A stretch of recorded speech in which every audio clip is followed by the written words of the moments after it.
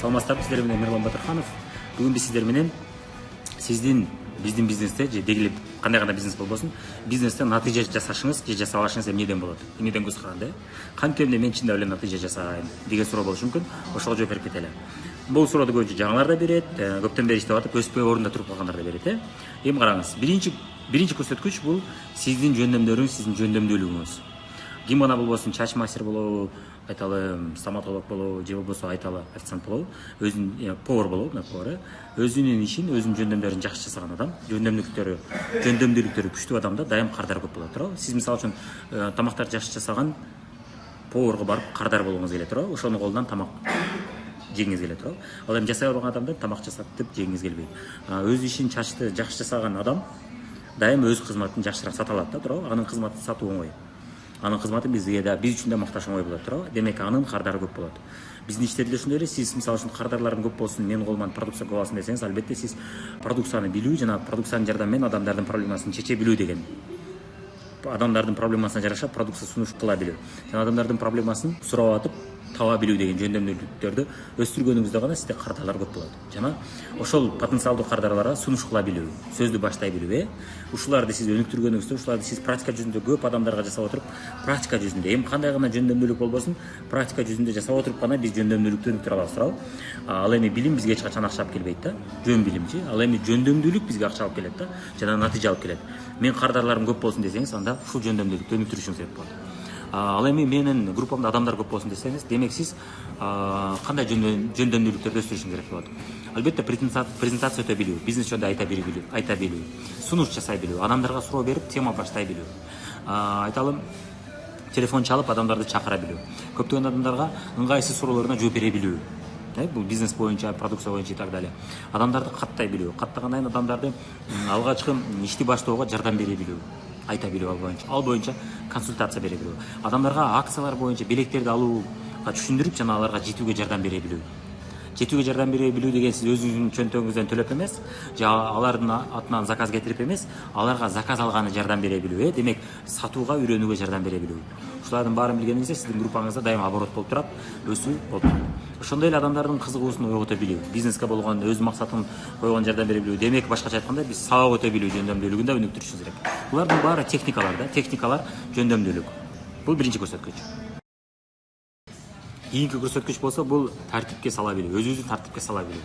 Бул жөндөм баардык эле тармактарда керек, мисалы үчүн спортто керек, атактуучуларга керек, бул баардык эле кесипти жакшы өздөштүрүү үчүн жана акча табыш үчүн дайым керек. Мисалы үчүн айталы, сиз поварсыз, бүгүн мен жаган жаады, же бутум ооруп калды, же башым оорутат, бүгүн ишке чыккым келбей атат деп ишке чыкпай койдуңуз, акча чыгып түшпөйбү?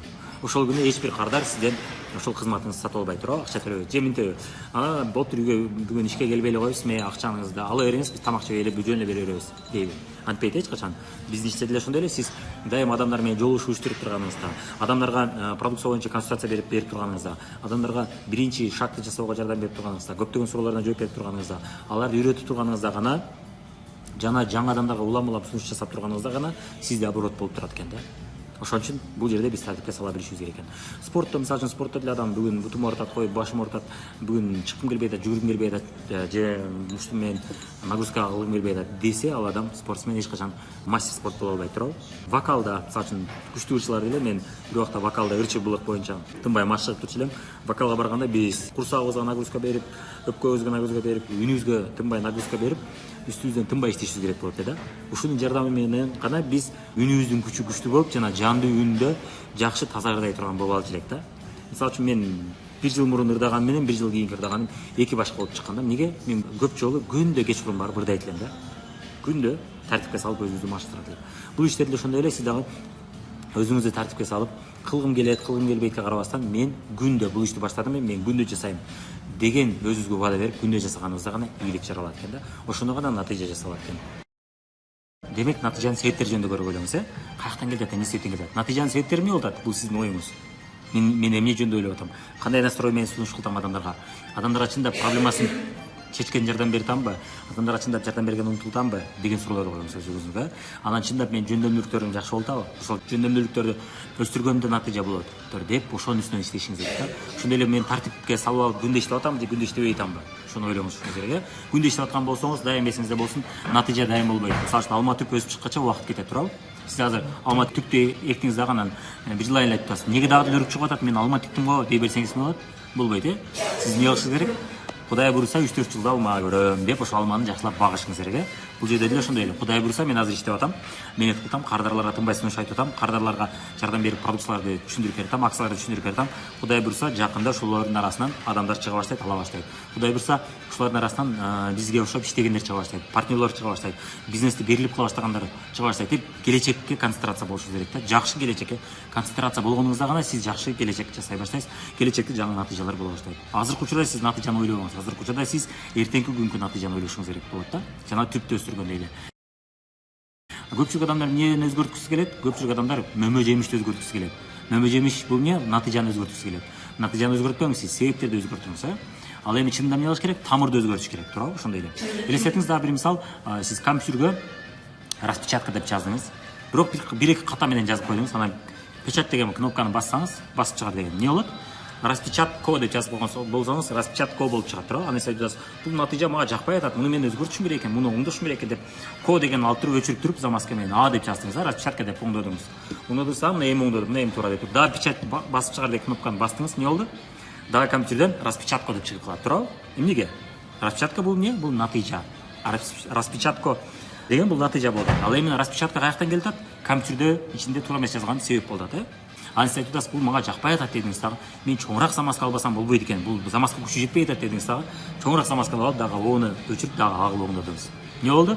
Дагы басып чыгар дегенди бассаңыз, 1000 жолу оңдосоңуз дагы айлы 1000 жолу распечатка болуп чыга берет, туурабы? Неге? Себеп калып кетип атат да. Сиз себепти өзгөртпөй атасыз. Натыйжаны эле оңдоп атасыз, себепти оңдобой атасыз. Бул жерде деле ошондой эле болот. Сиз эгерде группаңыз жакшы иштебей атса, айталы, партнерлоруңуз таштап коюп атса, же иштебей калып атса, эмне? Себеп эмнеде болуп атат? Сиздин настроеңизде болуп атат. Сиздин алар менен иштей билгениңизде, жөндөмдөрүңүздө, сиздин тартибиңизде болуп атат. Сиздин балким туура эмес багытты тандап алып иштегениңизде болуп атат. Балким сиз буга чейин биз жанагы адам чакырыш боюнча, адам группа түзүш боюнча видео тартып кеттик, эсиңизде болсо, кичине проблема болсо мен таштап коем деген настрой менен бизнес кылсаңыз дагы адамдарыңыз ошону сезет да. Ошол себептен да сиздин демек жоопкерчиликти ала билбегениңиз болуп атат себеп. Ошол себептерди издешибиз керек да көбүрөөкчү. Так, мен эмнени туура эмес кылып атам, эмне себептен ушул натыйжа болуп атат? Демек мен бир жеринде ката кылдым деп себептин ар жактан издешибиз керек экен, Натыйжаны оңдогон аракет кылыш керек эмес, себепти оңдогон аракет кылыш керек экен да. Ошондо сиздин психологияңыз оң болот да. Ошондо сиз чыныгы жеңүүчүнүн психологиясында жүргөн болосуз. Миллионерлер, көптөгөн бай адамдар деле көпчүлүк учурда алар каталарды кетиришет да. Бирок алар мен ката кетирдим деп кайгырып отурбайт экен да. Так, мен кайсы жерде ката кетирдим, ошол катаны кантип оңдосом болот деп оңдоп отуруп гана анын ийгиликтерге жетишет экен да. Сиз дагы ошол жолду тандаганыңызда гана сизде ийгиликтер жарала баштайт. Демек, эстетип кетсек, 3 көрсөткүч. Биринчиси бул сиздин жөндөмдүүлүгүңүз. Жөндөмдүүлүгүңүздү тынбай өстүрүп, өнүктүрүп турушуңуз керек. Бул ишке керектүү жөндөмдүүлүктөрдүн баарын өстүрүш керек. Экинчиси бул дисциплина, тартипке салып алып, күндө иштөө. Өзүңүздү армияга чакыргандай күндө иштеп туруңуз, күндө. Анткени эсиңизде болсо айтып кеттик, дарак эч убакта бир заматта эле ал дарак болуп калбайт, туура. Бир заматта эле, бир жылда эле мөмө бере бербейт. Ал мөмө бергиче көп убакыт бою иштеш керек болот. Спортсмен бир эле жылда мастер спорт болбойт, туурабы? Ырчы айталы, бир эле жылда жылдыз болуп кетпейт. Ал көптөгөн жылдар бою ырдап тынбай иштеп туруш керек болот. Тынбай күн сайын сахнага чыгып, же күн сайын кафеге барып ырдаш керек болот. Ошондо гана ал күчтүү ырчы боло баштайт. Ошондой эле үчүнчү көрсөткүч бул сиздин психологияңыз, Сиздин психологияңыз мунун үстүнөн тынбай иштеп туруш керек.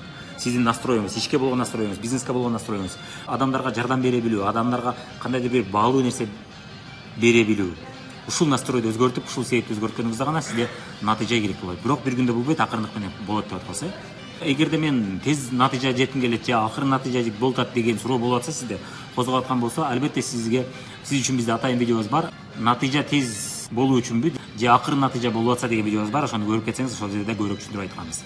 Видео жаккан болсо каналга катталабыз, лайктарды басабыз жана коллегаларыбыз менен бөлүшүп коебуз.